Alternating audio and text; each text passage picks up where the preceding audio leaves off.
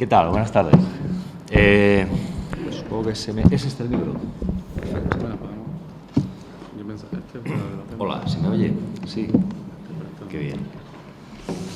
Bueno, doy las gracias al alcalde, doy las gracias a la concejala de Cultura, también a la vicerrectora, a las autoridades presentes y, por supuesto, os doy las gracias a vosotros por estar aquí en un día como hoy, un día de calor en el que se puede estar también perfectamente bien ahí al fresco, sentado en la puerta de casa o en la playa o en cualquier lugar. Mi intención, a fin de cuentas, es dar un punto de vista, pero también escuchar vuestras preguntas. Lo que queráis preguntar, me encanta que la gente pregunte y me encanta entablar una conversación con el público. A fin de cuentas,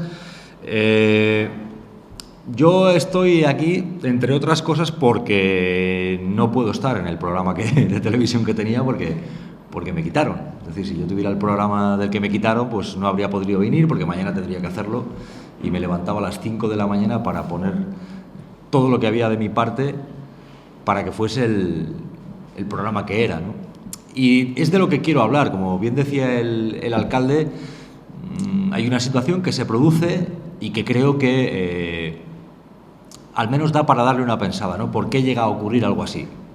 ¿Por qué me encargan un programa de televisión en el año 2013 que tiene un 5% de audiencia, que está en un momento crítico? ¿Y por qué cuando era el programa que convertimos en el más visto de la actualidad informativa de la televisión matinal en España, me quitan? ¿Y por qué esto ocurre cuando no tanto tiempo atrás me felicitaban por lo que hacía? ¿Por qué ocurre cuando es un programa que ha triplicado la audiencia? ¿Por qué ocurre cuando es un programa con el que la gente se siente tan identificada? Porque la gente participa directamente en un programa de televisión, porque es un programa en el que se da voz a los desahuciados, a los preferentistas, a los enfermos, a los recortados. ¿Por qué? ¿Qué llega a ocurrir? Porque además es un programa en el cual no hay ni una sola querella por mentir.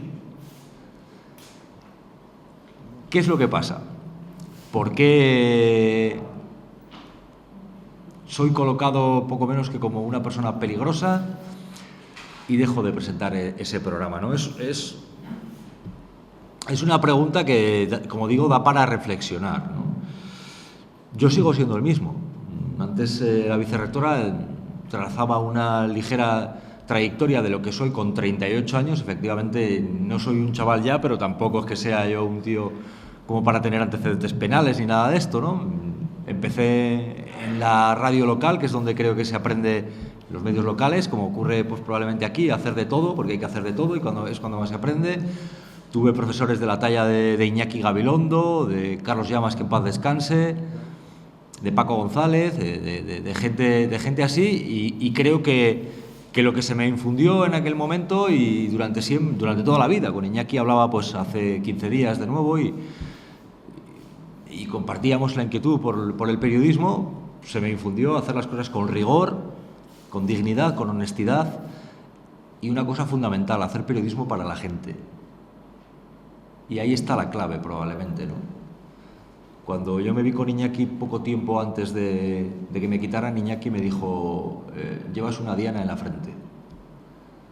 ¿Y por qué tenía que llevar yo una diana en la frente? Si hacía un programa que era un programa para la ciudadanía, no tenía ningún interés, no me había puesto ningún partido político,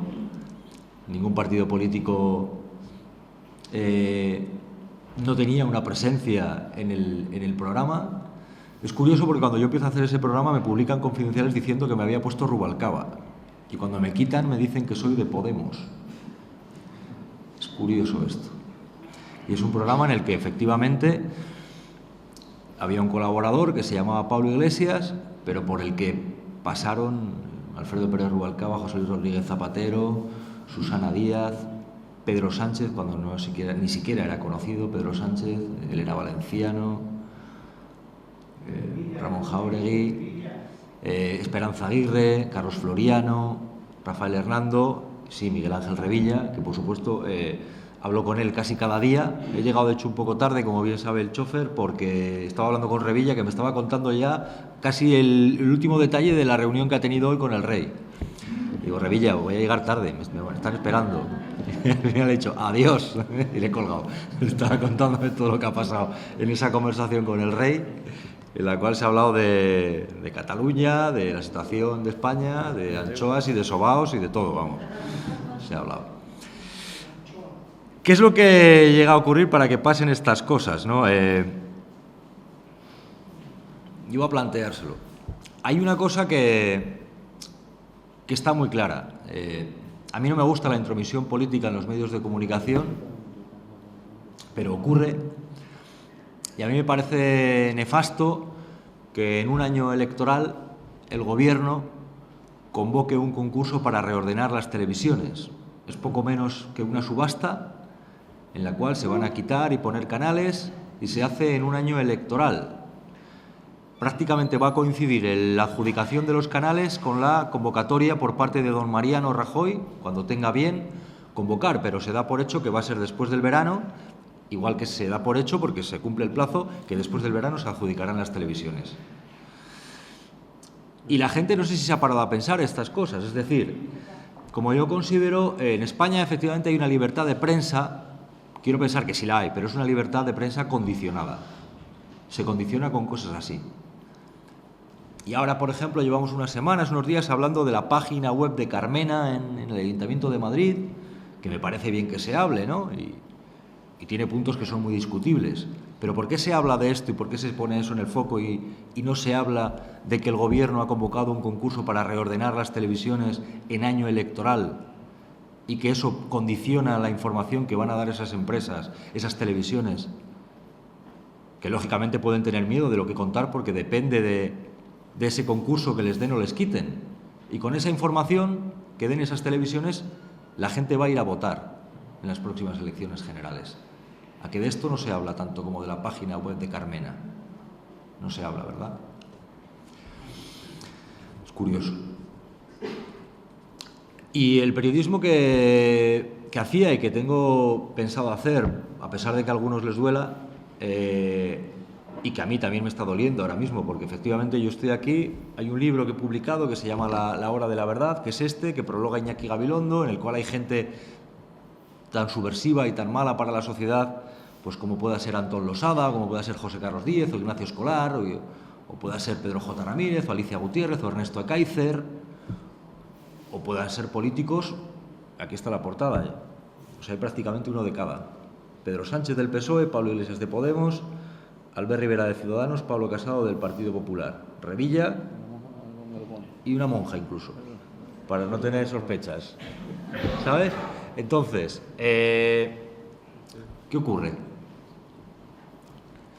Curiosamente, ese primer programa que presenté tuvo a estas personas en la mesa. Es decir, cuando Pedro Sánchez era alguien que no era conocido, le invité a mi primer programa. Y cuando un tal Pablo Iglesias era desconocido por todo el mundo, incluido por mí, porque lo vi por internet en un vídeo de YouTube y le fiché porque me pareció que tenía una pinta y una forma de hablar que eran peculiares, pues le fichamos y ahí estuvo, como estuvo Alberto Garzón o como estuvo Pablo Casado o Albert Rivera.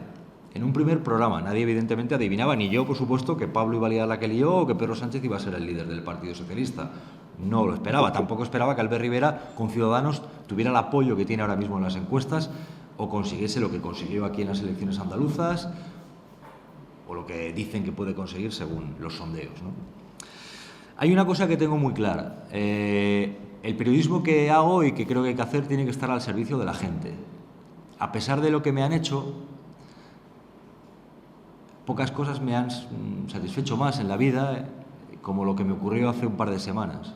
Yo recibí un mensaje en el Facebook de Mario Cortés, que es el portavoz de la plataforma de afectados por la hepatitis C, y me decía algo así como: Jesús, sé que ya no estás en el programa, pero te escribo para darte las gracias porque fuiste el primero que nos entrevistó. A raíz de aquello nos entrevistaron más y nos estamos salvando, nos estamos curando. No querían darnos un medicamento con la financiación de la sanidad pública contra la hepatitis C, nosotros no nos lo podíamos pagar. A raíz de tu entrevista nos empezaron a entrevistar en más televisiones, la gente adquirió conciencia, se protestó y al final el gobierno, que decía que no pagaba ese medicamento, acabó pagando ese medicamento y en 12 semanas, porque me pidió Mario que nos viéramos y que comiéramos para celebrarlo, y colgué unas fotos en mi Facebook que ahí están, en 12 semanas esa gente se está curando, un medicamento que no les querían dar. La gente de un gobierno que ha robado a manos llenas, en un partido político en el cual ha habido pagos en negro, se está investigando lo que ha ocurrido con la sede, con la contabilidad B, no había dinero para una gente que se estaba muriendo porque no les pagaban un medicamento contra la hepatitis C. ¿Por qué ocurría eso? Pues creo que el periodismo debe estar en esas cosas, ¿no? En denunciar que está pasando eso. Porque si tú no lo cuentas, la gente evidentemente no se entera. Y si tú estás día tras día hablando de la web de Carmena, pero no hablas de lo que está ocurriendo con las televisiones, la gente, si se entera poco. Y si a esa gente no le hubiéramos dado voz para decir que no les pagaban el medicamento contra la hepatitis C, pues esa gente probablemente se seguiría muriendo. Y como digo esto, digo lo de los desahucios, digo lo que ocurre con los recortes en la educación y otras tantas cosas, ¿no?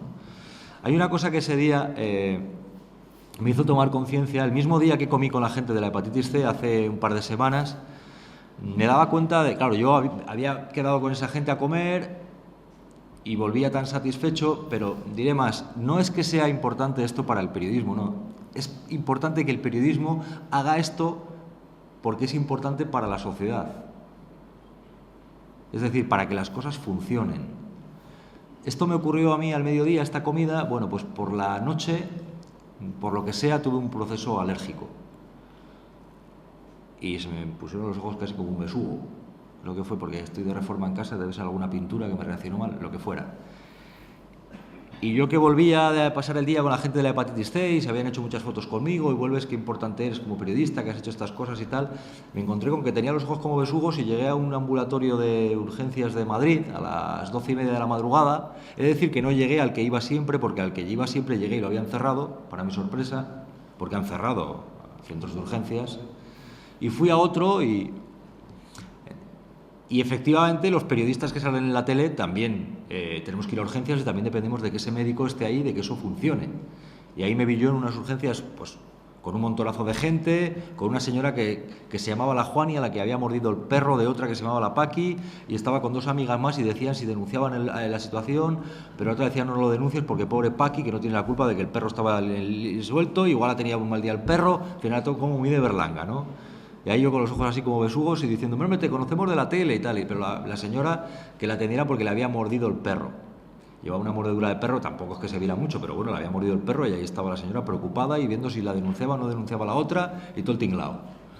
Y cuando yo entré, me atendió una médico y me dijo lo que tenía y tal, y me dijo, te van a tener que pinchar. Entonces yo estaba en las urgencias y la gente pues te reconoce, tú estás con los ojos así, si hubiera sido por el día, pues yo me pongo las gafas de sol y pasas un poco inadvertido, pero era por la noche. Entonces la gente me pedía hacer fotos y yo decía, es que no, yo me hago la foto que quiera, pero es que así yo no puedo salir en las fotos, porque encima sabiendo lo que publican de mí últimamente, seguro que hay algún canalla de estos que tienen algún portal digital que publican de todo sobre mí, menos bonito, que va a decir que poco menos que he ido ahí porque me drogo o alguna barbaridad. Entonces vamos a ser prudentes y mejor que no lo hacemos, ¿no?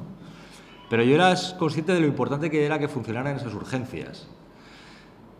Y yo que estaba en ese maremoto de gente que se quería hacer fotos y tal, entré en una sala en la cual sabía que me tenían que pinchar. Yo hacía muchísimo que no me pinchaba. Desde pequeño creo que no me pinchaban. Solo para sacar sangre, juraría, pero bueno. Entonces entré y nada más abrir la puerta había una enfermera con un jeringón así, al menos yo lo vi, porque uno cuando se lo ve muy grande, un jeringón así de punta. Y me dijo, hombre, me dijo, bájate el pantalón y tal, estaba con el culo al aire y tal, y me dijo, tú eres el de la tele, ¿no? Digo, sí, yo soy el de la tele, con el culo al aire y la jeringa así, digo, pero si no te gustaba no me hagas daño, por favor. Y se rió, ¿no? Entonces me di cuenta de lo importante que que es para la sociedad que funcione la sanidad, no porque esa gente de la hepatitis C se cure, que ya es bastante importante salvar su vida, sino porque deben funcionar los sistemas sanitarios y debe haber una financiación pública de lo más fundamental, que es la sanidad pública y un fármaco que salve vidas. Eso debe ocurrir. Y ahí me quitan de un programa en el cual además mi empresa publica un comunicado en el cual hablan de que hay que informar y no formar y hablan de mi parcialidad o imparcialidad. Yo el periodismo lo entiendo como una forma de culturizarse también y de estar al día. Es decir, yo sí entiendo que uno se forma de forma permanente. Yo cuando voy por la calle y hablo con un vecino y me cuenta cómo le ha ido la cosecha, me estoy formando, porque me está contando cómo ha funcionado, cómo ha ido la cosecha. Y si el año ha sido bueno o ha sido malo. Y cuando yo leo un periódico, pongamos por caso El País, me estoy formando también, adquiero una formación, un conocimiento. Y cuando leo el Diario de Sevilla adquiero un conocimiento, y cuando leo El Sur un conocimiento. Y si leo el ABC o leo La Razón también adquiero un conocimiento. Que podrá ser igual, distinto, mejor o peor, pero me estoy informando y me estoy formando porque estoy adquiriendo un conocimiento. Y cuando veo determinados programas de televisión, que todos sabemos que hay de todo tipo de programas de televisión, también me estoy formando, para bien y para mal.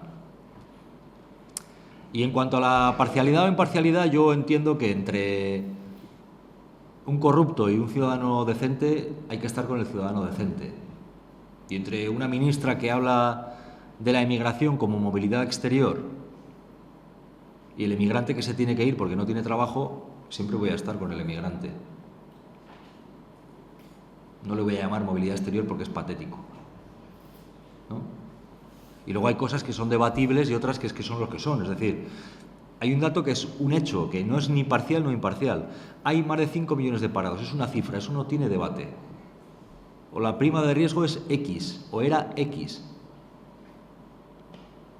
Tuve una vez una señora diputada del Partido Popular, economista, que me decía que la prima de riesgo que había dejado Zapatero era una.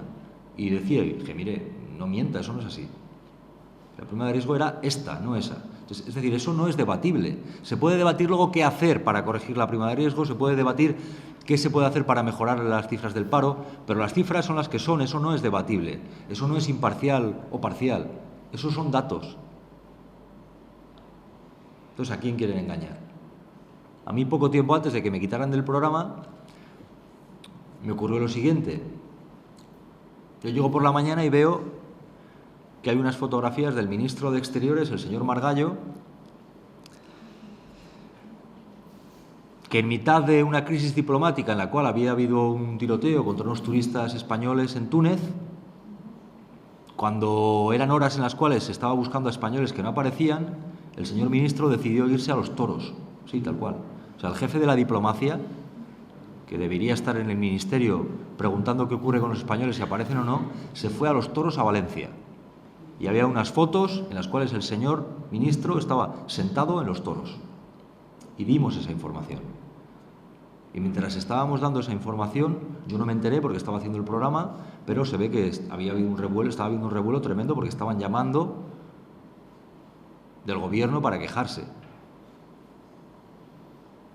Y cuando ya acabé el programa me llama una señora del equipo del ministro, hablándome fatal, de muy malos modos. Era la de prensa, tratando de convencerme de que el señor Margallo no había ido a los toros, había ido a llevar a su hija a los toros. Esto es verdad, esto hay quien dice que esto es lo que me costó el puesto, o sea, nos podemos reír, pero todavía ayer me llamaban de un medio para decirme que habían tenido una información de que eso, y yo dije, mira, es que no quiero tampoco ahondar en la herida, pero esto que ocurrió, os lo estoy contando porque ocurrió. Y esta señora, a la cual le tengo que pagar yo encima con mis impuestos y vosotros también, me estaba tratando como si fuera gilipollas, porque yo tenía la foto del señor ministro sentado en la barrera de los toros, acompañado de 2 señores, uno a cada lado. Todavía la guardo aquí. Y me estaba intentando convencer de que el señor ministro había ido a los toros de Valencia a llevar a su hija y se había ido. Y me decía además, ¿no?, que su hija además, que es una hija mayor, pero es que ha ido a llevarla. Digo, pero ¿y qué pasa? ¿Que tú vas a llevar a tu hija a los toros y vas ahí, entras, te sientas en la barrera? ¿Se había quedado por si le daba por saltar al ruedo a la hija o...?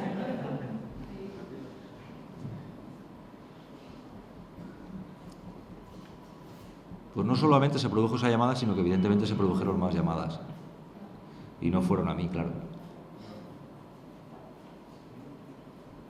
Esto ocurrió.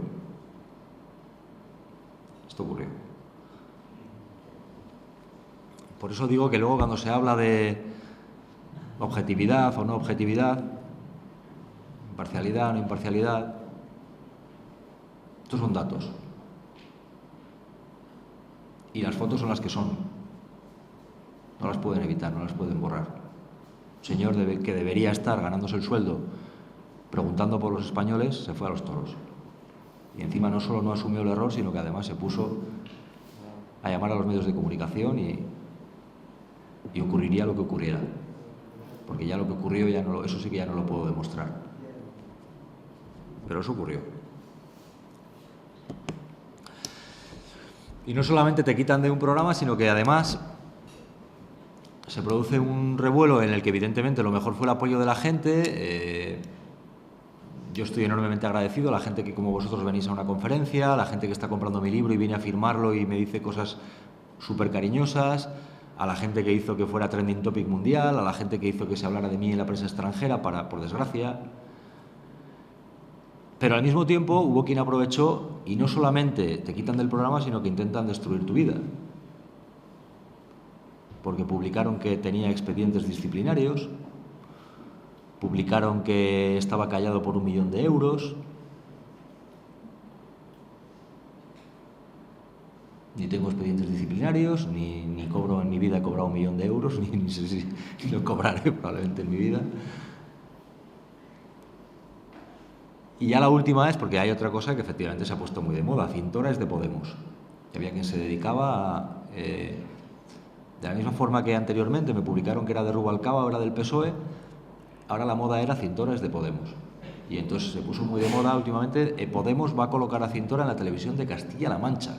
Yo que ni soy de Castilla-La Mancha, ni tengo ningún interés en estar en Castilla-La Mancha, con todos los respetos y todo el cariño, quiero decir, pero ¿y por qué Podemos? Si Podemos no gobierna en Castilla-La Mancha, si gobierna el PSOE. Cuando casualmente me había ido a presentar mi libro a Toledo, había comido con Bono, había comido con Emiliano García Paje, había comido con la gente de prensa del PSOE. Algo se había comentado de la tele, pero no con Podemos. ¿Por qué esta historia, no? ¿Y por qué decir Cintora es de Podemos? Y por el programa de Cintora han pasado todos y cada uno de los del PSOE, del PP los que han querido estar, de Izquierda Unida Cayo Lara, Alberto Garzón, Tania Sánchez, Gaspar Llamazares, Maillo, sigo, de Ciudadanos Albert Rivera, Javier Nart.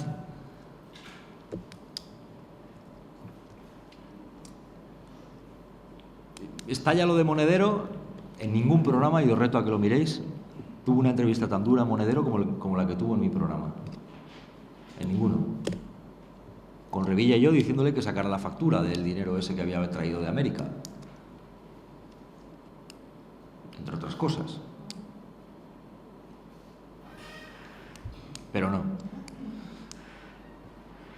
Lo que se lleva es desacreditar y colocarte en una determinada etiqueta a alguien que no saben a quién voto, que igual ni siquiera voto. Pero se lleva eso porque lo que se lleva es desacreditar. Sobre todo si estás haciendo algo que incomoda o que es un tipo de periodismo que no está al servicio de nadie ni de nada. Es decir, yo no... Mi padre es un ganadero de Soria, nunca me han enchufado en ningún sitio. En la SER trabajé como un bestia 7 años de noche con Gabilondo. Entrábamos a las 12 de la noche y nos íbamos a las 9 de la mañana. Iñaki llegaba a las 4, 5 de la mañana. Otros 6, 7 años de fin de semana. En clase sacaba muy buenas notas. Es decir, que todo eso me sirvió. O sea, que a mí nadie me ha colocado en ningún sitio. Y el periodismo que yo hacía, por supuesto que lo hacía mucho antes de que surgiera Podemos. El programa empieza en 2013, Podemos ni existe. Y dábamos voz a los desahuciados, a los recortados incluso a Pablo Iglesias o a Pedro Sánchez, que nadie les conocía, ¿no? Entonces, ¿por qué se intenta desacreditar? ¿Por qué se intenta hacer eso? Y hay anécdotas un montón. Si en un programa ha habido un debate entre Pedro Sánchez y Pablo Iglesias, fue en el mío, que además tiene de curiosidad que era una mañana en la cual estaba yo en la tele y de repente salta la noticia de que hay un rey que ha abdicado. Y yo echo a correr hacia la redacción y me encuentro en un plató sin maquillar, con una camisa normal, porque en la tele hay un chapa y pintura considerable, como bien estáis viendo aquí. Aunque mi madre y algunas más dicen que estoy más guapo al natural. Pero bueno. Y ahí empecé a hacer ese programa en el cual el rey había abdicado, yo solo, delante de una cámara. Claro, en la radio lo haces y no te ve nadie, puedes mirar papeles, tal, pero ahí no puedes, tienes que estar mirando una cámara y a ver lo que cuentas.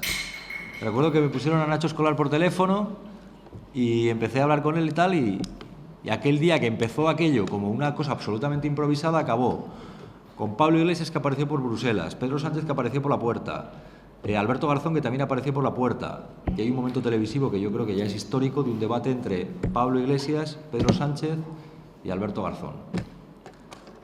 Todo eso fue improvisado. Hay anécdotas muy variadas también. El día que coinciden en ese primer programa gente como Iglesias, como Pedro, como Albert, Iglesias vino como un contertulio más, es decir, no era, nadie pensaba que se iba a hacer político, nadie, jamás. Y luego había momentos interesantes, como cuando ya se hacen políticos. Recuerdo que al principio Pablo Iglesias pedía que viniera Albert Rivera para debatir. Y a Albert Rivera le costaba y tal, pero vino y debatieron. Pero luego cuando Iglesias se hizo, digamos, el gallito del corral, porque tenía más audiencia, más fuerza en las encuestas, era Albert Rivera el que me pedía que le llevara a Pablo Iglesias a debatir con él. Pero entonces el Coletas no quiso, nunca jamás quiso ir a debatir con él. Y estas cosas que son de políticos. Hay otra anécdota muy buena. El único debate que ha habido en la televisión de Esperanza Aguirre con Pablo Iglesias fue en mi programa. Y vino Esperanza Aguirre y, para mi sorpresa, estábamos en maquillaje. Llegó allí, yo la saludé y tal, y me dijo: ¿dónde está el de la coleta? Todavía no era conocido, pero la otra sabía, se venía ya súper estudiada y venía a buscar al otro. Estas cosas que ocurren entre bambalinas, que yo creo que son, en cierta forma, pueden ser torpezas políticas, porque yo pienso que Esperanza Aguirre le ha hecho la campaña a Carmena, igual que pienso que en aquel momento le hizo la campaña bastante a Pablo Aguirre, ¿no? Pero bueno.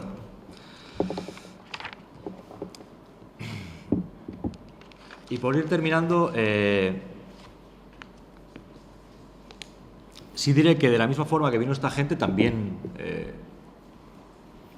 vino un tipo como Francisco Granados, que venía de contertulio, justificaba los recortes en educación, en sanidad, a los jubilados, a los pensionistas, y de repente una mañana estamos en la tele y salta la noticia de que se lo han llevado a la cárcel, a Granados. Y unas semanas antes iba a empezar el programa y me dicen por el pinganillo que ha salido una noticia de que han pillado otras cuentas en Suiza de alguien del Partido Popular. Y digo, pues vamos a empezar el programa con esta noticia. Porque yo en guionistas gastaba poco, porque yo hacía el programa de cráneo, no leía ningún guión. Bueno, como estáis viendo aquí, estas cosas se aprenden en la radio, y si trabajas con gente como Iñaki, se aprenden más. Pero decidí abrir con esa noticia de las cuentas en Suiza, y entonces tenía ahí a Granados y a Tania Sánchez. Entonces nos da por decirle, Granados, tú no tendrás cuentas en Suiza. Pero yo qué sé, porque me dio, pues yo qué sé, pues igual que en su momento me dio por fichar a un tal Pablo de Coletas, o que viniera un tal Pedro que le llamaban Pedro el Guapo. ¿De qué coño iba a pensar yo que luego van a ser los gallos del corral? Pues aquel día, por lo que sea, me dio por decirle, Granados, tú no tendrás cuentas en Suiza. Y entonces dice, sí, claro. ¿Cómo que sí, claro? ¿Tienes o no tienes? No tengo, claro. El sí, claro, le debió dejar tan descolocado que dijo, sí, claro. Diría, ¿de qué sabe este cabrón que tengo yo cuentas en Suiza? Porque las tenía. Y por supuesto no tenía ni idea, pero como piensan de mí que soy tan cabrón, pues diría, este lo sabe.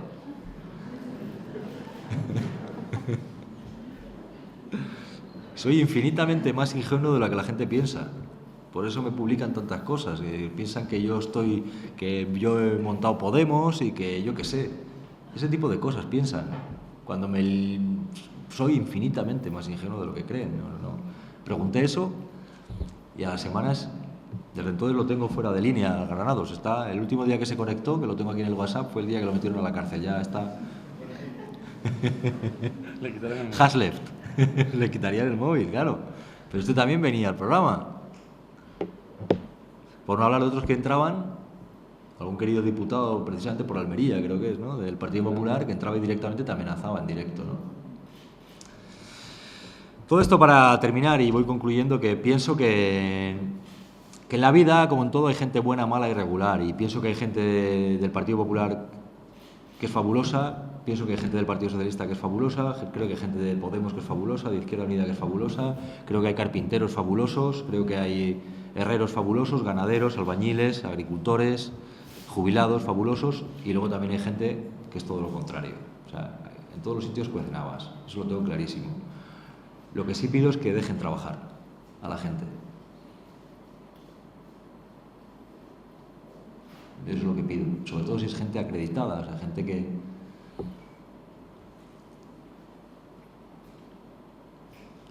no está ahí para destruir la vida a nadie, sino todo lo contrario. Y creo en el periodismo que da voz a la gente, que permite que la gente participe en los programas, porque a eso también le tienen mucho miedo, que la gente participe en los programas, que la gente hable. Creo también que hay una politización en los medios de comunicación. Creo también que la crisis económica ha sido aprovechada para que esté todavía más politizado el medio de comunicación, porque no hay más que ver las líneas editoriales de determinados medios de comunicación, cómo han ido cambiando, porque los tienen cogidos por los mismísimos, porque económicamente están en un momento complicado. Y creo también, como también se ha dicho aquí en la introducción, que hay una precarización del trabajo en general, pero del periodismo en particular, que hace que la gente tenga miedo a perder su empleo. Gente que trabaja en el periodismo por una beca de 300 euros desarrollando un empleo de un trabajador fijo, no puede desempeñar el periodismo de forma digna, como decía el alcalde citando a ese portavoz de FAPE. No se puede. Y la gente tiene miedo, evidentemente. Y luego creo en el periodismo que cuenta las cosas y que además tiene que estar para contarlas, pero con un único fin, el de mejorarlas. En este libro he tenido la gran suerte de encontrarme con la gente que he dicho, pero de reencontrarme, por así decirlo, y de que quede testimonio de una semblanza que hace Iñaki Gabilondo sobre mí. Y de Iñaki yo quiero recordar un par de anécdotas. Una, cómo le vi curar una grave enfermedad viniendo a trabajar y cómo pasaba los dolores que pasaba mientras estábamos preparando el programa a las 6, 5 de la mañana por el pasillo y diciendo, ¿este señor qué hace aquí? Y ahí estaba. Y luego otra anécdota que ocurrió y que da, yo creo, testimonio de lo que somos los periodistas peligrosos y subversivos y que no estamos a la altura de las circunstancias. Ocurrió una mañana que recibimos una llamada y dijeron que había habido una explosión en la calle Téllez. Y yo cogí un teléfono móvil y me fui para abajo, para la calle, y vino una compañera de local y nos metimos en un taxi. Íbamos en el taxi, camino de la calle Téllez, que está muy cerca de la estación de Atocha, y cuando íbamos en el taxi nos volvieron a llamar otra vez la productora de Iñaki, Paloma Quintanilla, y nos dijo, Cintora, vete tranquilo que solamente hay un herido leve. Bueno, pues un herido leve. Y al poco tiempo sonó otra vez en el taxi el teléfono y dijo, oye, que ahora nos dicen que es en la explosión en el pozo del tío Raimundo. ¿Qué hacemos? Y nos quedamos en el taxi, Miriam, la compañera de local, y yo, ¿qué hacemos? No tuvimos mucho tiempo de pensárnoslo porque venía la gente corriendo en riadas, como en las películas de terror. Esta es la glorieta de Carlos V, cerca de Atocha. Y yo dije, yo me bajo aquí, tú tira para Vallecas. Y me bajé y empecé a andar y la gente venía y yo iba en sentido contrario. Y casi me emociono todavía cuando recuerdo esto porque es lo más tremendo que me ha ocurrido en la vida, al menos haciendo periodismo. Y entonces me dio paso Iñaki y pues yo le conté lo que veía. Tampoco podía contar mucho más. Y recuerdo que empezamos a hablar de muy pocos muertos. Y recuerdo que yo luego avanzaba hacia la estación de Atocha y recuerdo cómo iba saliendo la gente llena de sangre, con la ropa destrozada, se caían a la salida y empezaban a llegar ambulancias.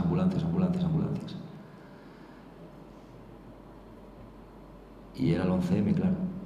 Y empezamos a contar, pues ya te digo, los muertos casi de uno en uno al principio. Y luego acabó en lo que acabó, ¿no? Y ahí estuvimos dando voz a la gente. ese periodismo de dar voz a la gente, recuerdo que Iñaki me daba paso y la gente contaba pues lo que estaba viviendo y lo que había ocurrido, y lo hice yo y lo hicieron otros muchos compañeros de la cadena SER que se desplazaron o que estaban llegando al trabajo y tal. Ese periodismo de estar con la gente es el que creo y es el que estoy convencido que hay que practicar, y contrastando las fuentes y contando lo que uno sabe que ha ocurrido, porque en aquel momento recuerdo que también vino Ángel Acebes y nos dijo que había sido ETA. Y yo aquel día, porque trabajaba de noche, me fui a dormir a la hora de comer o por ahí, pensando y estando seguro de que había sido ETA. Ya recibí una llamada de un amigo, bueno, entonces era un medio familiar, de Canarias, cercano a la UGT y al PSOE y tal, que me dijo que ya se empezaba a hablar de que habían sido los islamistas. Pero yo me fui a dormir. Y llegué por la noche y la cadena SER ya empezó a informar de la autoría islamista. Como bien sabéis, por aquella historia, que tampoco me voy a alargar, pero que básicamente se concentra en que había unas elecciones y antes de las elecciones el gobierno sabía de la autoría islamista, pero la negaba. Insistía en que había ETA y los islamistas, para llegar así a las urnas. Y yo tengo la suerte o la fortuna y el orgullo de haber trabajado en un medio que insistió en que no, en que había hasta detenidos islamistas. Y el gobierno del Partido Popular insistió en lo que insistió. Y la gente fue a votar. Y curiosamente perdieron esas elecciones. Todavía hoy hay gente que piensa que los periodistas que estuvimos ahí haciendo ese trabajo, y yo era un pequeño soldadito, mentimos, manipulamos, poco menos que quien habla incluso de que habíamos organizado, ¿no? Las barbaridades se oyen por ahí. Y todavía quien piensa que Rubalcaba estaba detrás de los atentados, este tipo de barbaridades. Pues estoy muy satisfecho de haber hecho ese periodismo, a pesar de que hubo quien nos puso en la diana. Todavía hoy, me siento la diana de determinadas personas por contar lo que creo que es la verdad. No solo lo creo, sino que además estoy convencido de que es la verdad. Y por eso lo cuento. Y por eso doy voz a la gente. Así termino. Gracias.